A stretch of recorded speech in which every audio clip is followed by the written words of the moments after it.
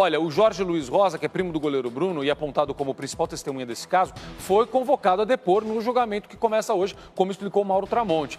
Esse testemunho, ao longo desses 3 anos, teve versões diferentes. Então, fica realmente uma expectativa para saber o que será que ele vai dizer dessa vez. Dá uma olhada.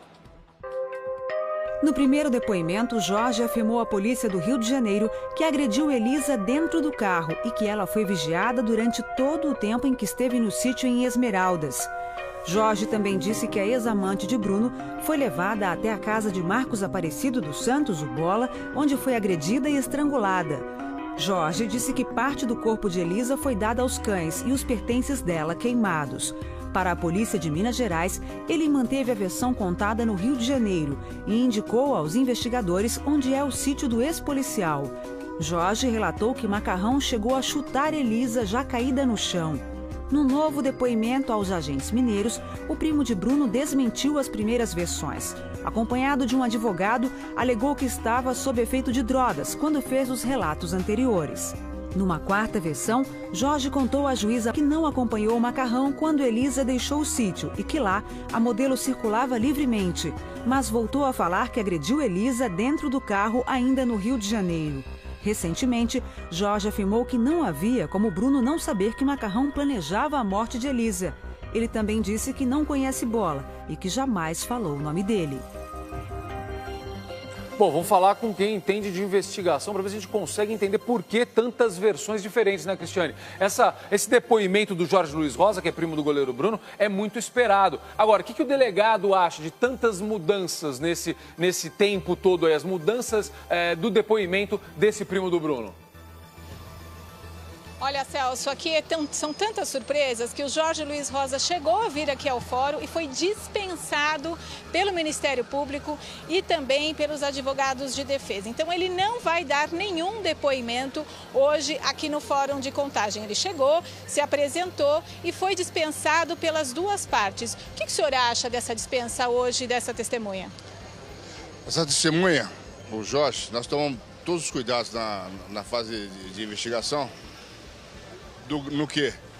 Tudo que ele falou na fase da investigação, que dá para fazer prova científica, prova pericial, foi feita. Quer dizer, a versão dada para nós é a verdadeira. Então, quer dizer, tudo aquilo lá foi corroborado por prova científica, não tem jeito de mudar.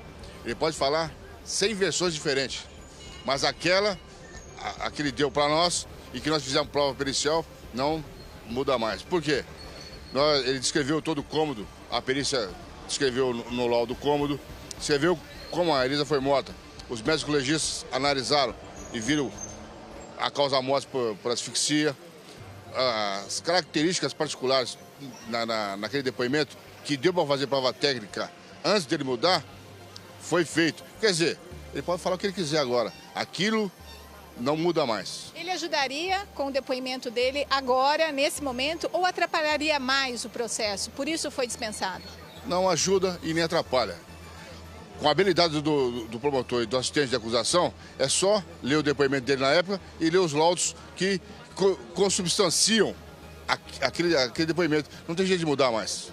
Zuca? Oi, doutor. É o Celso Zucatelli falando aqui de São Paulo. Doutor, por que o senhor acha que tantas mudanças de versão apareceram? Depois dessa primeira, que, como o senhor disse, na investigação, foi comprovada com outros elementos, com as provas científicas, por que o senhor acha que ele mudou esse depoimento tantas vezes?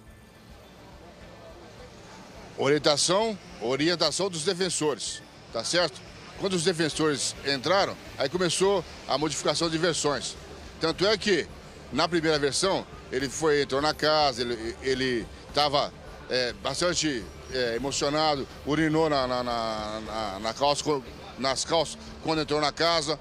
Quer dizer, ele mudou devidamente orientado pelos defensores.